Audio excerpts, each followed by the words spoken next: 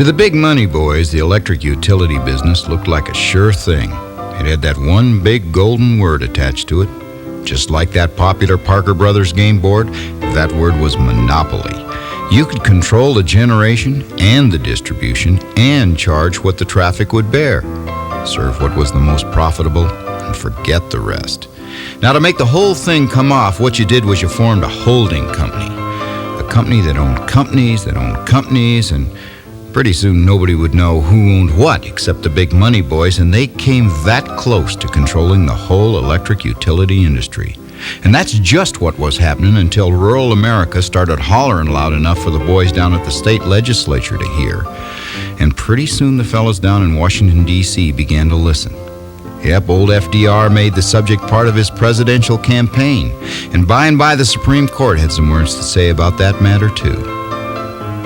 And now my friends from the PUD, along with some folks who lived through those times, are going to team up to tell you a right interesting story.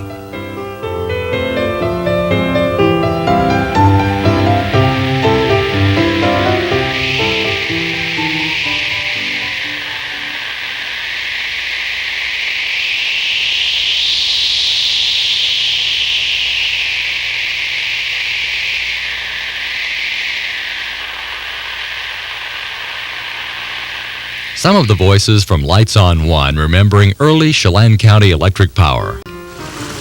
And went through the power plant, through this turbine, and out in the spillway, and then down the creek again.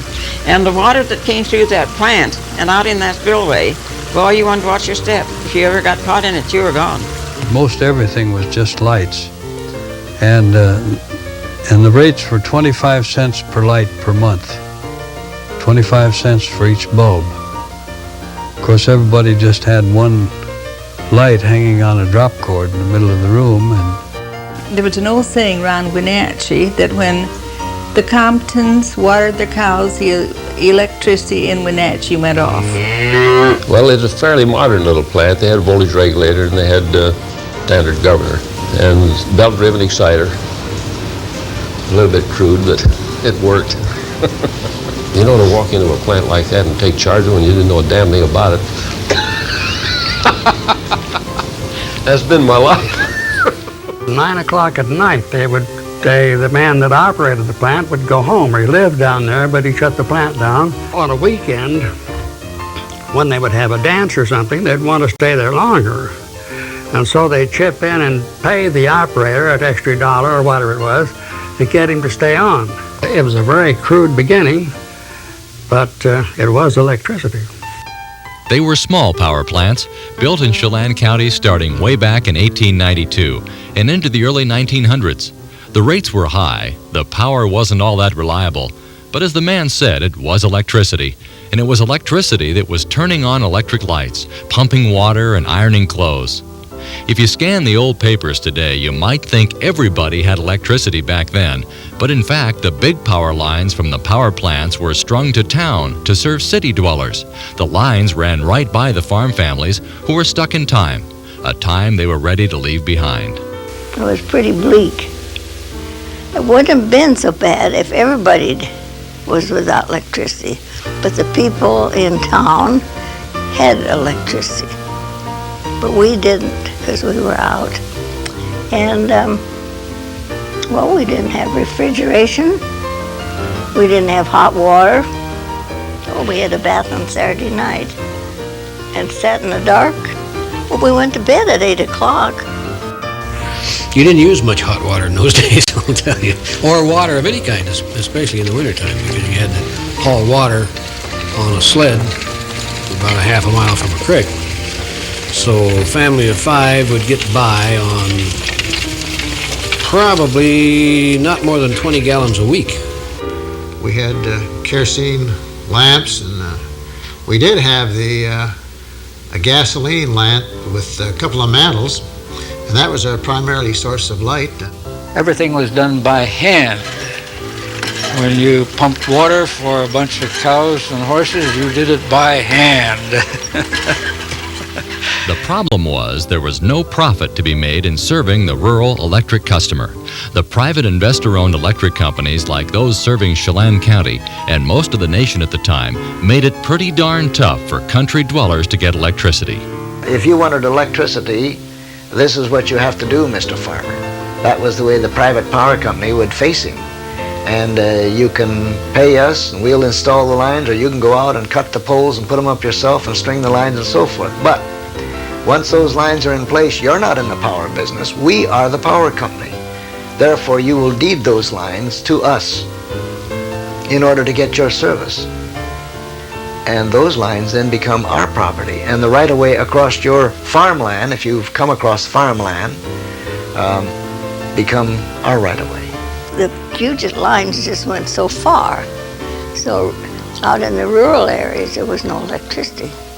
And we were right on the borderline. I know we tried to get electricity, and they said yes for $2,500.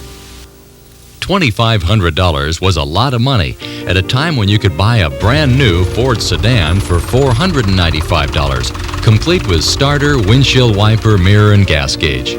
In fact, there are a lot of ranchers that didn't make $2,500 in a whole year. Nationwide, many farm families were without electricity. In Washington State, angry farmers and ranchers rallied behind the Washington State Grange and Grange Master Albert Goss. Goss and others began to point the finger at the real culprit behind the high electric rates and the unwillingness to serve rural areas. Northwest investor-owned private power companies were not calling their own shots. They were but small fingers on the hands of giant Eastern electric utility holding companies.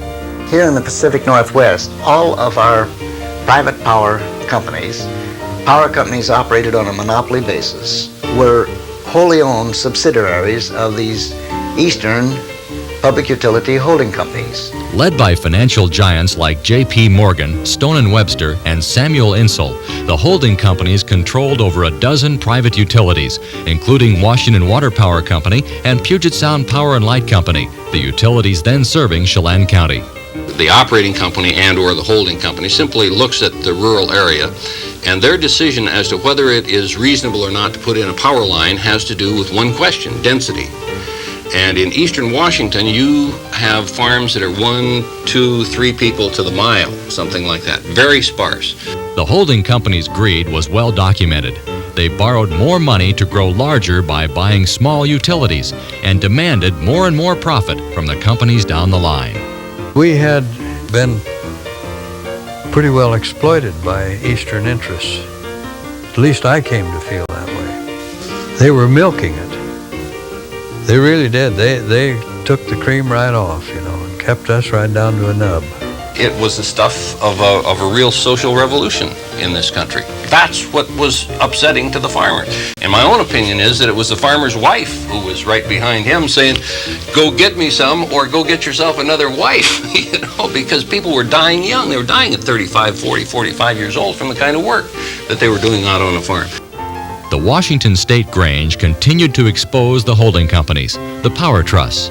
Grange Master Albert Goss appointed Ira Shea as deputy master, and they began to preach about a solution: public power, owned by people, not for profit, wresting power from the holding companies and giving it to the people. The heart of the matter was the right to vote for public power, a right available at the time in municipal areas, but not in the country. But as soon as you got outside the city limits, the rural people had no such right. They couldn't vote on it. You had to take the private power company, you had to accept what they give you and like it or lump it. 14 cities in the state had their own power and lights. Seattle and Tacoma were the leaders. Shea and Goss pointed to the success of Washington State's municipal systems. In many cases, the public power system would force the neighboring private company to reduce prices to compete. People in Chelan County took notice. And then they'd keep looking at what was Seattle and Tacoma had. They owned their own power systems, and they had the lowest cost power in the United States. They said, well, my golly, if they can do it in Seattle, maybe we can do it here. So that's where the Grange Power Bill came in. The Power Bill, Initiative Number 1, was drafted with the help of Tacoma attorney Homer T. Bone. The Grange adopted the measure, which would give people in the county the right to vote yes or no for county-wide consumer-owned public utility districts, PUDs.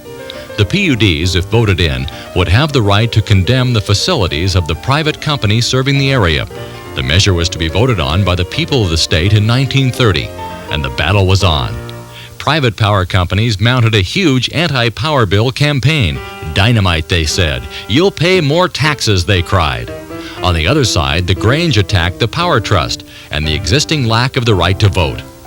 Ira Shea remembered traveling town to town, preaching for public power. Sometimes he and his associates weren't all that welcome. And that was bitter. Oh, that was a bitter campaign. One of my associates got beat up in one night in a fist fight. Well, they beat him up because he was so vocal in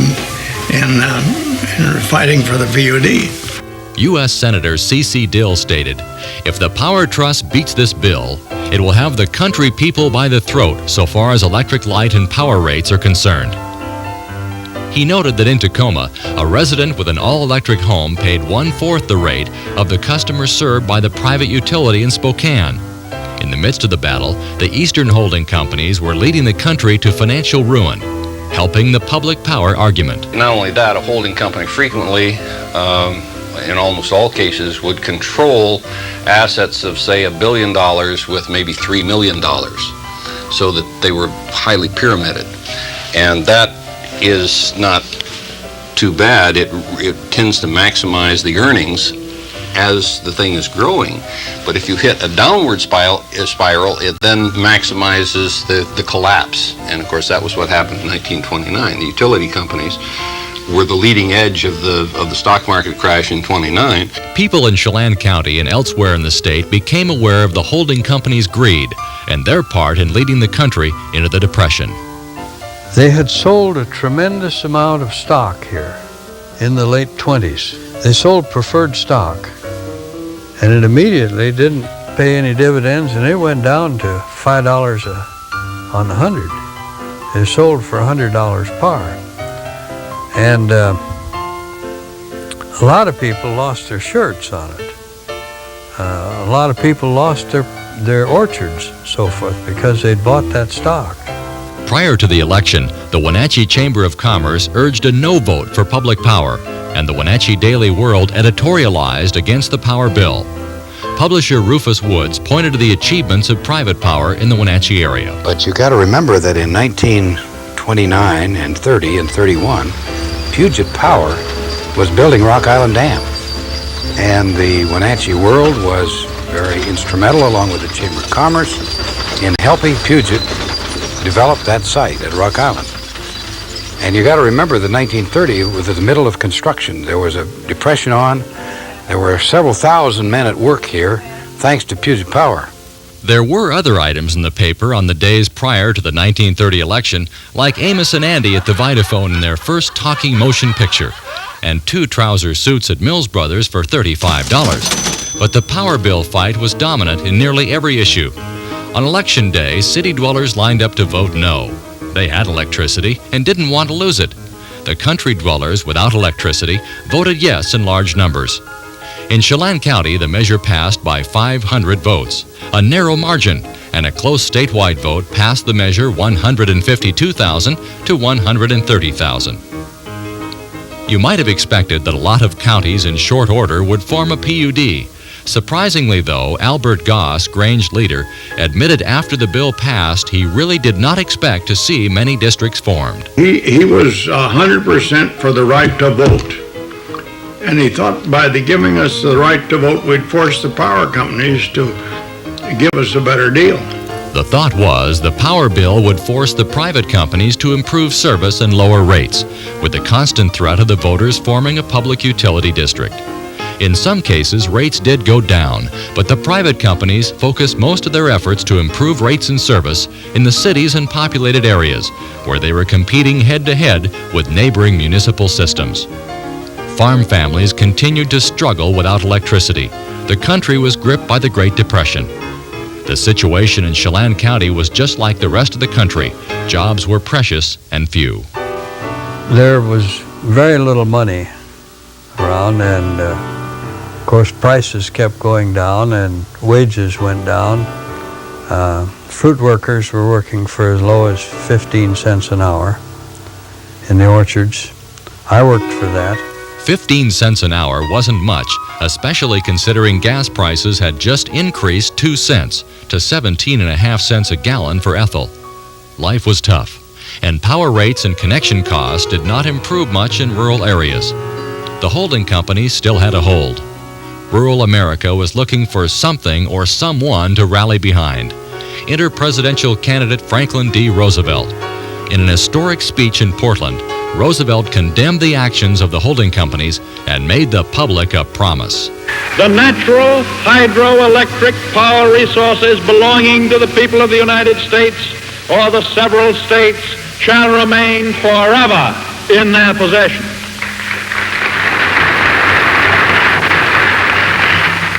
My friends, to the people of this country, I have but one answer on this subject.